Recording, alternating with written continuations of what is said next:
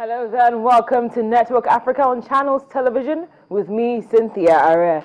Coming up on the program, Burundians continue to pay the price for President Nkurunziza's third-term bid. Then the Central African Republic holds elections on October the 18th, and the United Kingdom relaxes the Kenya travel ban. Welcome again to Network Africa. We begin in Burundi.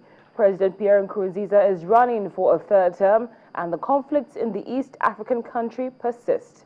One of the consequences is that Burundians have been forced to flee the violence, and life outside of their country is anything but rosy.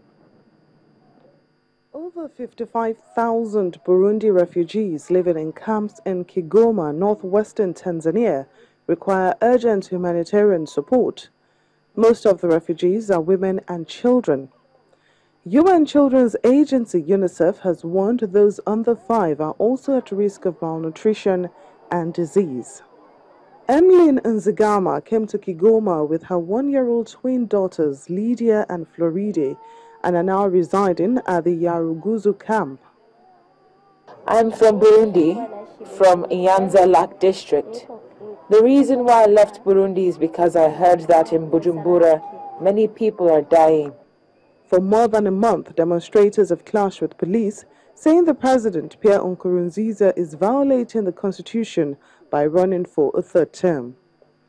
Nkurunziza's decision to try for a third term unleashed Burundi's worst crisis since the civil war ended in 2005. Burundian refugees have fled to neighboring countries, Rwanda, Democratic Republic of Congo, and Tanzania. In Tanzania, about 3,000 refugees fleeing the political turmoil in Burundi were infected in a cholera epidemic, stoking fears of a growing humanitarian crisis in Africa's Great Lakes. Cholera, endemic in Tanzania and Burundi, is an intestinal infection often linked to contaminated drinking water. It causes severe diarrhea and vomiting, leaving small children especially vulnerable to death from dehydration. Emmeline says her daughters became sick soon after arriving in Tanzania. When we reached Kagunga, the living conditions were bad. We had nothing to eat. We were exposed to disease. My daughters suffered from severe diarrhea. So far, almost 14,000 children at the camp have been screened for malnutrition and are receiving specialized feeding and therapeutic care to help rehabilitate them. Now, just like you saw in that report, women and children often bear most of the brunt from crisis-hit countries.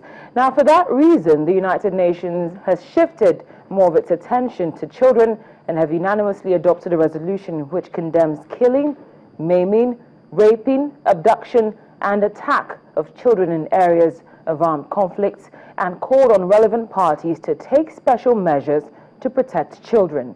The UN Secretary General, Mr. Ban Ki-moon, said protecting children should never be jeopardized by national interests, and he deplored that 2014 was one of the worst years in recent memories of children in countries affected by conflicts.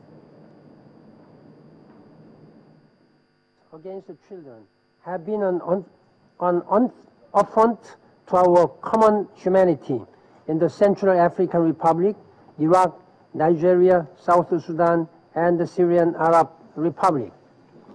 I am also deeply alarmed at the suffering of so many children as a result of Israeli military operations in Gaza last year. I urge Israel to take concrete and immediate steps, including by reviewing existing policies and practices to protect and prevent the killing and maiming of children, and to respect the special protections afforded to schools and hospitals. UN Secretary General Mr. Ban Ki-moon. Now, despite the tension in parts of the Central African Republic, the country will hold presidential and parliamentary elections. That will be the case as the elections are deemed crucial to join a line under a 2-year interreligious conflict. The country descended into chaos in March 2013 when the predominantly Muslim Seleka rebels seized power, sparking reprisals by anti-Balaka Christian militia who drove out tens of thousands of Muslims from the south in a de facto partition of the landlocked country. A transitional authority currently in place is charged with organizing elections and restoring democratic rule. The polls have repeatedly been delayed. However, a national peace forum last month said that a previous timetable that would have seen elections held in June or July was unrealistic. In a moment, Al-Qaeda denies that Mokhtar Belmokhtar has been killed. Details in a moment. Please stay with us.